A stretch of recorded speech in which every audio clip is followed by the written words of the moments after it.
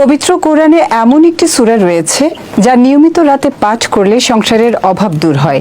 এই সূরায় মহান আল্লাহ কিয়ামত, আখিরাত, মানুষের ভাগ্য, জান্নাত, জাহান্নাম এবং আল্লাহর বিচার সম্পর্কে আলোচনা করেছেন।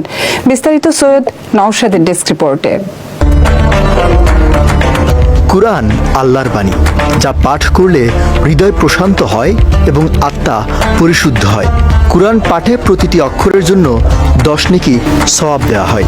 পবিত্র গ্রন্থটি যেমন আমাদের আখিরাতের ঢাল হিসেবে কাজ করবে, একইভাবে দুনিয়াতে সফলতার জন্য কুরআন পাঠের কোনো বিকল্প নেই, যার একটি ফজিলতপূর্ণ সূরা মক্কায় অবতীর্ণ সূরা ওয়াকিয়া।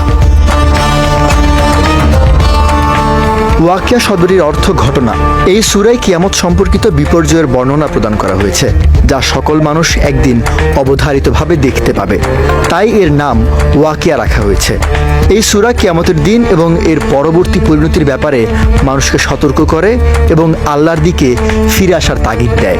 আব্দুল্লাহ ইবনে আব্বাস রাদিয়াল্লাহু তাআলা আনহু থেকে বর্ণিত, একদিন আবু বকর রাদিয়াল্লাহু তাআলা আনহু বলেন, হে আল্লাহর রাসূল, আপনি তো বৃদ্ধ হয়ে পড়লেন। তখন নবীজি সাল্লাল্লাহু আলাইহি সাল্লাম বললেন, হ্যাঁ, আমাকে সূরা হুদ, ওয়াকিয়া, মুরসালাত, নাবা এবং সূরা তাকওয়ির বৃদ্ধ করে ফেলেছে।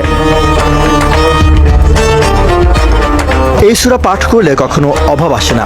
আব্দুল্লাহ ইবনে মাসউদ রাদিয়াল্লাহু তাআলা আনহু তার মেয়েদের প্রত্যেক রাতে এই সূরা তিলাওয়াত করার আদেশ করতেন। তিনি বলেন, আল্লাহ রাসূল সাল্লাল্লাহু আলাইহি সাল্লাম বলেছেন, যে ব্যক্তি প্রতিদিন রাতে সূরা ওয়াকিয়া পাঠ করবে, তাকে কখনো দারিদ্র্য স্পর্শ করবে না। তবে ইসলাম বিষয়ক গবেষকগণ মাগরিবের নামাজের পর সূরা ওয়াকিয়া পাঠ করার অভিমত ব্যক্ত করেছেন, কেননা দিনরাত 24 ঘন্টার মধ্যে সকাল ও সন্ধ্যা গুরুত্বপূর্ণ দুটি সময়।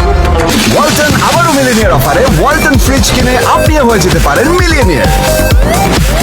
মহান আল্লাহ এই দুটি সময় জিকির করার নির্দেশ দিয়েছেন, আর আমলটি যেহেতু রাতের এবং রাতের নির্ধারিত কোনো সময় বলা হয়নি, তাই সন্ধ্যাবেলাতেই এই আমল করা উত্তম।